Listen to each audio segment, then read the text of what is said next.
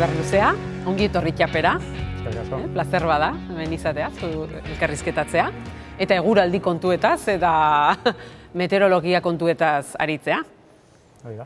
Lehenengo galdera, ez dakit, txiki-txikitatik izan zenuen zaletasuna eguraldiarekin, edo bazeneukan, ez dakit, nola, nondik sortzen da irrika hori? Bai, txiki-txikitatik egia esan.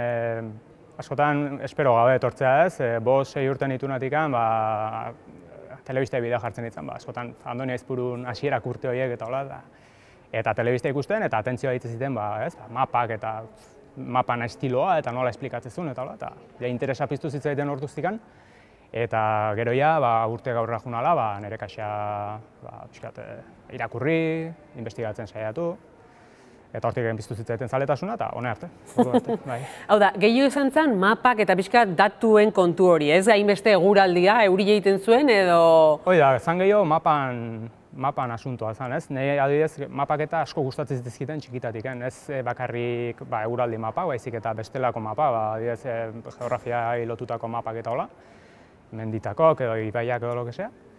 Eta hortik antira nun, da gero eguraldiakiko hasi zitzaiten pixkat intereso pizten, eta hola hasi nintzen, pixkat ikasten nuen nire kontua.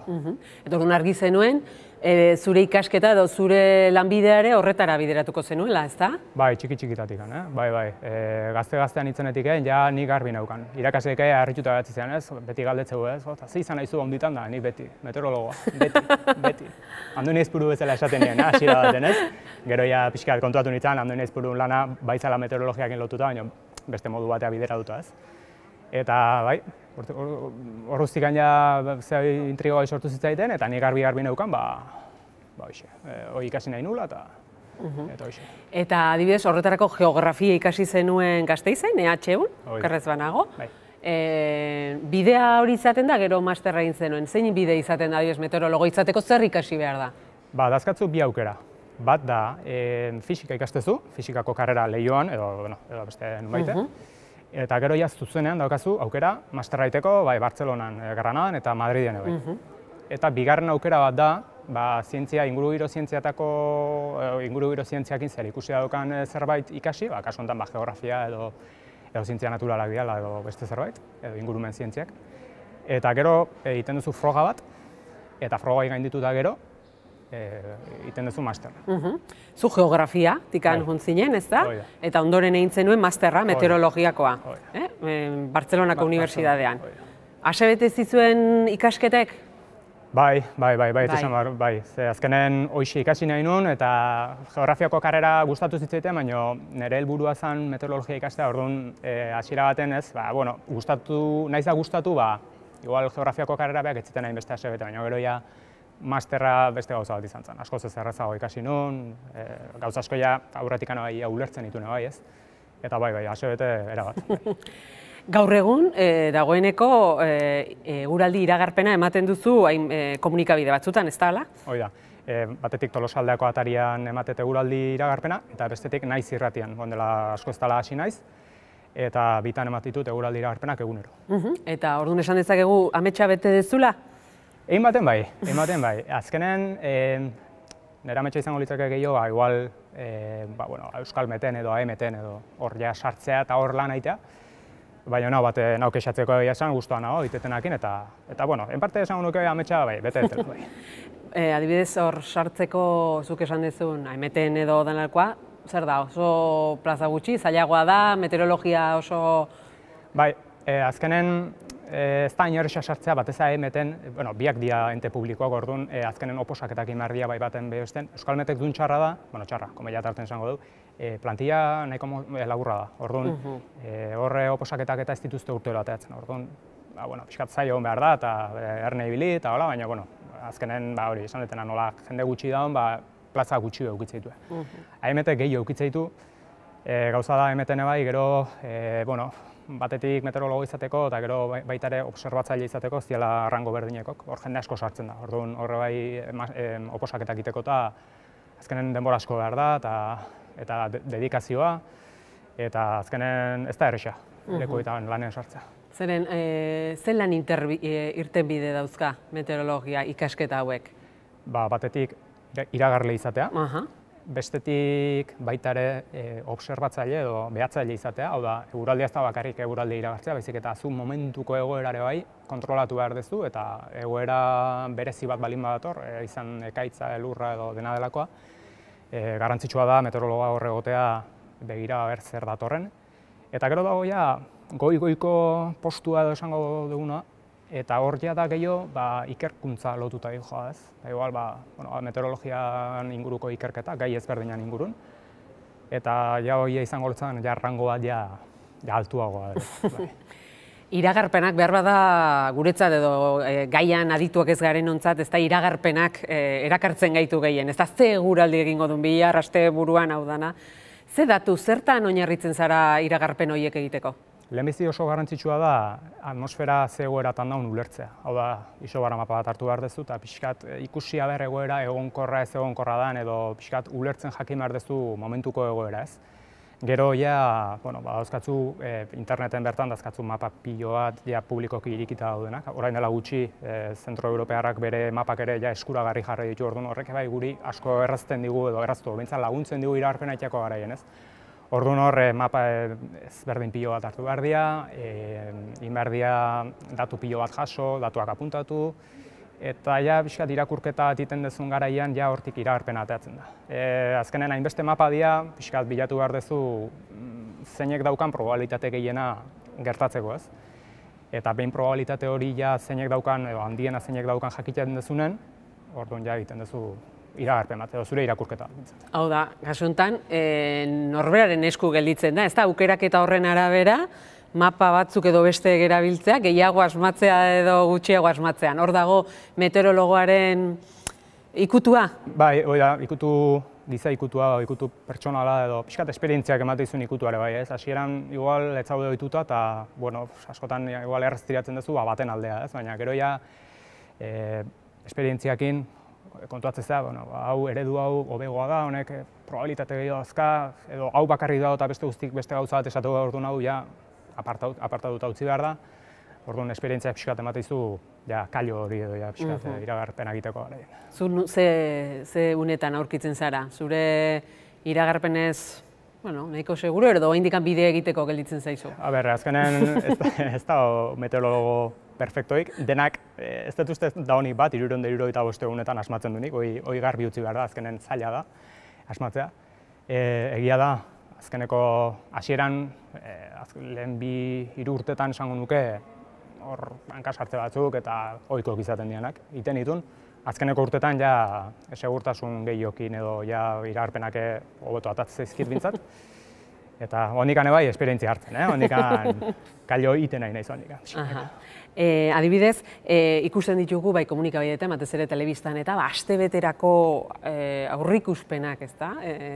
Aurreikuspen horiek zen nolako ziurtasuna eman dituke probabilitatean esan nahi dut. Da asko ez da astebeteko aurreikuspen bat? Bai, asko, gehiegi esango nukenik. Badaude egoerak, ez? Egoera oso egonkorra balin bada, bai da hor probabilitatea handiua, hemendik astebetea asmatzeko. Baina 95% ziurtatu dizazuket, ez, hau da, ez dauka fidagarritasunik, oso gutxi, 90% izango da. Zerbait aurre ikusi dezakezu, baina ez horra zerbait garbia. Orduan, guk daukagun tendentzia txarra da, badakigu gaizkite dela, baina alare daukagu hor puntu bat, ez dakit, gure min egiteko ez zer da, baina askotan, astebeteare bai seguraldi ingon behiratzen astegea. Erronka jartzen diozue behar bada? Bai, baliteke, edo zerbait berri eskaini nahi, askotan eguraldiare bai da honen oso aspergarri edo, denbora guztien eguraldi berdina, ja, denbora guztien epe luzea behira. Aber, zerbait ote datorren, titular bat eman nahi hortan. Bai, behar bada gure bizitza ere asteka bizitzen dugulako ere, ezta? Pentsatzen dut hartzailearen ikuspuntutik ere markatuko dula astebeteko etapa edo, tempus hartzea. Bai, azkenen beti planak iteitu epe ertaina behi da, ez? Ez geha askotan egoten egunerokotasuna behi da, ez? Bihar hau ingo askotan da, datorren aste burun zein goet, orduan jendei automatikoki da, datorren aste burun seguraldi ingo, ez? Eta, gure puntu negatiboa ere bai, hori da. Askotan behiratze du epe luze egita eta gero hankasartzeko hortik etortzen dira, bai. Zeren zientzia zehatza ez da? Ez. Meteorologia da probabilitatea. Meteorologian, ziur esan dezakegu, eguraldi hona ingo du, baina guri galdetzea lehen baigu pertsona batek. Esaiaztu, ordu hontan, leku hontan, ze temperatura egongan, ze zetasun eta ze haize, eta ez dugu asmatzen. Nahiz eta munduko mapa guztiak izan? Hori da oso zaila. Gu probabilitatean ingurun muitzen geha, orduan guk esako du, bai eguraldi eguzkitsua ingo. Eta temperatura maximoak hauek izango, ja, temperatura, bai, badakigu goi, baina orduro azte bali magea, momentu zehatz baten ze temperatura ingo, hor eukiko benituzke gure arazok. Eta zergaitik ez da zehatza? Hau da, eguraldia gero berak nahi duena egiten duelako? Atmosfera oso, izango du, kaotikoa da. Orduan, parametro txiki bat aldatze bali bada leku batean, handik kilometro askotara, hortiken 2 egunetara seguraldi ingon, aldatu egiten da. Parametro txiki bat, temperatura dela, ezetasuna dela, dena delakoa dela, mapa horiek aldatu egiten dira. Orduan, ez da zientzia zehatz bat, orduan. Behar bada hori jendea batzutan ez da konturatzen, ez da? Ez dala zientzia eta asko pentsatzen dut, zuri galdetuko dizutela edo zuri iragarpen bat edo beste batzutan norbait aserretuko zitzaizula asmatu ez dezulako? Bai, askotan. Baina meteorologo daukagun, handikapa da ez, asmatze duenen, jende gutxiak akordatzea gutaz, da gero ez denen asmatzen denak etortzen zizkio, jode, ez dezu asmatu. Baina egia da, jendea igual ez da inkonstiente, eguraldia iragartzeak ze zailtasuna dakan, ez? Azkenen, esan detena, parametro txiki batekin mapak aldatzen dira, orduan nik esan diezaioket batei ostegunean igande hortan seguraldi ingo, eta papaten ostiralean mapa aldatuta dago, dena delakoagatik behakin naiz egon, eta esaten dit iganden, jo, baina etzen esan euria inbertzula, eta gero ez du egin. Orduan, jendea nik uste ez tala hondikan konstiente ze zaila den eguraldia iragartzea. Eta gero adibidez, Twitterretik, hau da zuk atarian, Tolosaldeako atarian iragarpen egiten zu, nahiz irratian baita ere, baina gero ikusten dut baita ere, adibidez sare sozialen bidez, Twitter bidez edo, jendeak ere eskatzen dizkizula iragarpenak. Bai, pribatuz. Normalen publikokitanik iragarpena jartzen ditu Twitterren bai, egunero, bihar hau egongoa, eguraldi hau izango dugu, ez? Orduan, horrekin ja jendea pixka bat giatzen da, ez? Baina jendeak zerbait zehatzagoa nahi balin badu, edo urrungazte burun seguraldi ingon daula jakin nahi balin bau, pribatuz, mezua bialtzeit. Eta bai, jende esentek eskatzeit eguraldin iragarpena. Ez da netzako ezer, arazoi ez da netzako ezer txarra edo zerbait pixua, ez? Nahi gustatzen zain, netzako plazer bada, egia esan jende lagundu edo bintzat iragarpen bat ematea, orduan, enauk esatzeko. Adibidez, egun batean zenbat eskaera jaso ditzakezu? Zenbaki zehatz bat, igual ez dizut eman, baina gertatu izan duzait egunean 8-10 pertsonak galdetzea, hemendik egun batzuta seguraldi ingo, gehien bat udaran. Jendeak denbora libre gehiago, orduan, hortik etorri zaizkit hor gehien bat eskaera gehienak edo hortik etorri zaizkit. Baina horrek ez du jateko ematen, ez da? Hori plazerrez eta, azkenean hurbildu egiten zer ematen dizuzuri Twitterrek adibidez? Zentzu honetan, lan aldetikan? Nahi lan aldetikan Twitter da gehiago, zerbait gustoz egiten detena, ez? Zerbait, bueltan ez dut ezer jaso nahi hau da gehiago, jendei laguntzagatik edo favore hori egiteagatik jendei, hortako bakarrik erabiltzet, ez dut egia esan bilatzen edo hortik bizitzea edo azkenen, bi leku ezberdinetan egin ez lanean, orduan, hortiken baukat, nondiken, irabazita hola, orduan. Egia esan Twitter netzako gehiago da, zerbait, placer zitetena edo gusto zitetena. Baina negozio bat ere izan daiteke behar bat etorkizunean. Izan liteke, ez da? Bai, Twitterren bertatik igual ez, baina etorkizunean, zeinak igual zerbait web horri bat edo... Berariazko iragarpenak ere, ez da, azken finean? Iragarpen bat personalizatua justu zer horrentzako nahi balin batzu, hori ere? Hortxe... Hori horreatzea, bai. Hori da, esan dezu, asarretzen zaizure, alde danian, asmatzen dezunean oso ondo, baino gutxi baino, asarretzen dianean ere, horiek ere kudeatu berko dira, ez da? Bai, azkenen hasieran kosteitea. Hori ez da? Bai, azkenen meteorologoak daukan alde txarra hori da, ez? Askotan, akatsak egite dituzu eta gero jakin behar da akatso horiek bai kudeatzen eta akatsoitatiken ikasten, eta akatsoien barrun dago jendeak iteizkitzun kritikak edo, ez? Azkenen eraikitzaileak dira netzako, ez oso asmatu, behiratzezu, zertan ez dut asmatu. Hortan behiratzezu, hemen nintet akatsa. Akatso izuzentzen saiatzez eta urrungon hobeto atako zaizu, Eta hola juten da ikasten orduan, bueno, jendea, batzutan gertatzen da, ez da, igual, adarra jotzeatik, ez dezula asmatu, gero igual etzaiola inporta, baina, bueno. Eta zure ustez, zer eduki behar du iragarle on batek edo meteorologo on batek? Batetik bere ingurunea ondo ezagutu behar du. Askotan lotzen da meteorologia zerbait fisikakin lotutako, eta fisika funtsezkoa da meteorologia, baina baita niretzako funtsezkoa gauz bat da, geografia edo zure ingurunea oso ondo ezagutzea. Ez da gauza berdina kostaparten bizitza edo Pirineotan bizitza. Egoera oso ezberdina dira. Orduan, Pirineotan eguraldia naiz eta guk zerbait iragarri, adibidez, negun askotan gertatzen dena da, elurra 1000 metrota, Pirineotan beti berago. Orduan, garrantzitsua da oso ingurunea oso ondo ezagutzea, ondo kontrolatzea. Nei adibidez, orain emango baliate Alemaniako ezagitzelekuta, nik aldu ingonitzen. Ez dut ingurua ondo ezagutzen, orduan, hor handikapoi hor dago, orduan, batetiken ondo ezagutzea inguruna. Eta gero pazientzia handia behar da. Pazientzia handia behar da. Hau da, kontu zibili behartzea, ezin dezu erori erreztasun hortan, jode, hemendikan 5-6 egun eta eguraldi hau dator, hau jarrikoet. Ez, hor kontuz, pazientzia handia behar da, eta gero iragarpenak asko aldatzen dira oso denbora gutxin, orduan hor pazientzia handia behar da. Eta gero, hirugarren bat esango nuke ere bai, jakitea akatsetatik ikasten. Ze akatsetatik ikaste baldin batzu, azkenen ja hobetzen zoaz, zure iragarpenak hobetzen zoaz, badakizun sartu duzun hanka, eta ja hori konpontzen zoaz, eta netzako hori da baita oso funtsezkoa. Hiru horiek esango nuke, hiru aspektu horiek. Eta, bueno, Euskal Herrian, ez dakit gure kasuan behintzat, Euskal Herrian izugarrizko interesa pizten du eguraldiak, hor ikusi besterik ez dago bai albistegietan eta zenbat tarte ematen zaion, zergatik dela uste duzu hau? Euskal Herriak dauken gauza aberasgarria dela oso anitza. Dazkatzu, batetik paisaia oso ezberdinak oso distantzia gutxin, dakazu itxasoa, dakazu desertua, dakazu 2000 metrotik gorako mendik dauzkatzu. Eta horrek ere bai ematen dio bere partikularidadea eguraldia gertatzeako garaien bai, ezta. Orduan, jendea horrek, diversoa izateakin ingurune ere bai, jendea horrek bere interesa sortzen dio, eta noski, ja pixka bat ingurune hori ezagutu behar den garaian, ja lehenbiziko gauza dana da, eguraldia, ze eguraldi ingo jakitea ez. Eta ja hortik aste zaio jendea pixkat interesoi sortzen ez. Eta batzuk gehiago garatzen du, beste batzuk, ez du garatzen, sinpleak. Eta nik uste gehien bat dela oso lurralde anitza delako. Eta zuk adibidez, iragarpen bat egiterako orduan, zenbat denbora behar duzu adibidez gaurtik biharko iragarkia egiteko?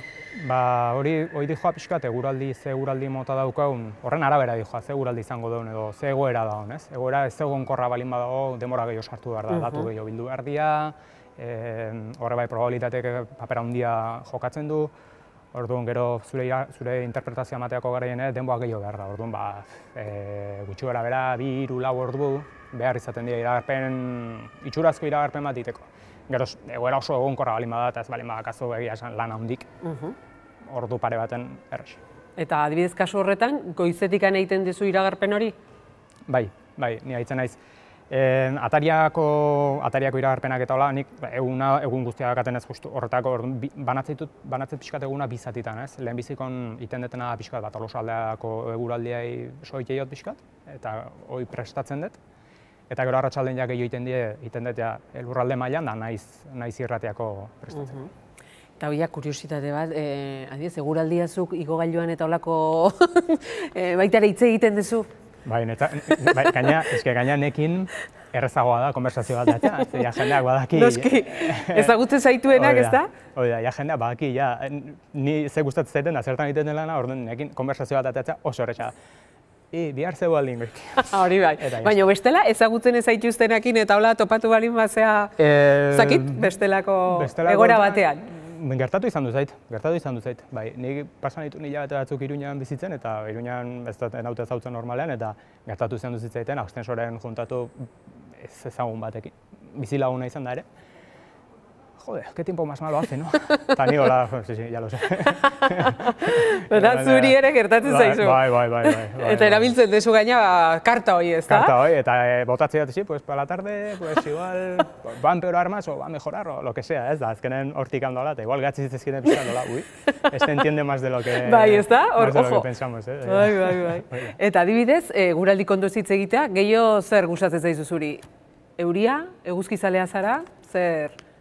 Euria, a ver, eski horre bai, galdera... Ze galdera, beti? Galdera trampa, esan, biak gustatzen zaizkit azkenen, euria da honen, eguraldiak beste emozioa dauka. Gutzako iragartzeko garen, edo, amor-odio deitze zaio noitakoa, ez azkenen, gutzat iragartzeko zailagoa da, baina aldi beren ikusteko eta bizitzeko gutzako politagoa da.